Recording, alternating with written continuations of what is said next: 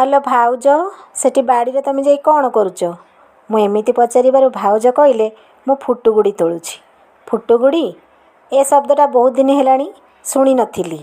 ପିଲାବେଳେ ସିନା ବୋଉ ସ୍କୁଲରୁ ଆସିଲା ବେଳକୁ ଫୁଟୁଗୁଡ଼ି ସାଙ୍ଗରେ ଆଳୁ ଭାଜିକି ରଖିଦେଇଥାଏ। ଆଉ ଏବେ ବହୁତ ବର୍ଷ ଧରିକି ସେସବୁ ଜିନିଷର ସଂସ୍ପର୍ଶରେ ମଣିଷ ଆସିପାରିଲାନି। ଯେବେ ବି ଗାଁକୁ ଯାଏ ସେବେ ସେ ସିଜିନରେ ସେଇଟା ନଥାଏ। ବାଡ଼ିରୁ ତ ସବୁ ହଣା ଯାଇଥିଲା, ପୁଣି ଗୋଟେ ଗଛ କେମିତି ରହିଯାଇଥିଲା କେଜାଣି।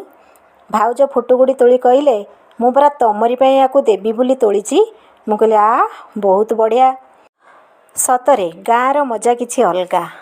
ସେତେବେଳେ ପିଲାବେଳେ ଏମିତି ଆମେ ଏ ଫୁଟୁଗୁଡ଼ି ତୋଳି କଞ୍ଚାରେ ଖାଇଦେଉ। ବୋଉ କେତେବେଳେ ତାକୁ ଚୁଲିରେ ପତ୍ରପୋଡ଼ା କରିଥାଏ ତ କେତେବେଳେ ଆଳୁ ଦେଇ ଭାଜି ରଖିଥାଏ।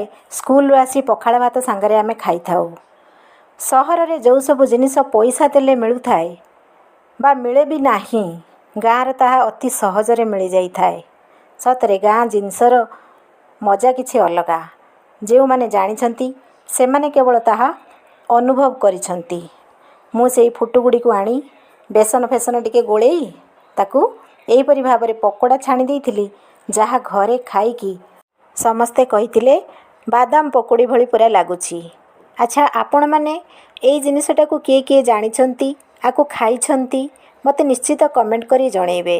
ଭିଡ଼ିଓଟି ଭଲ ଲାଗିଥିଲେ ସେୟାର କରିବେ, ସବସ୍କ୍ରାଇବ୍ କରିବାକୁ ଜମା ଭୁଲିବେନି।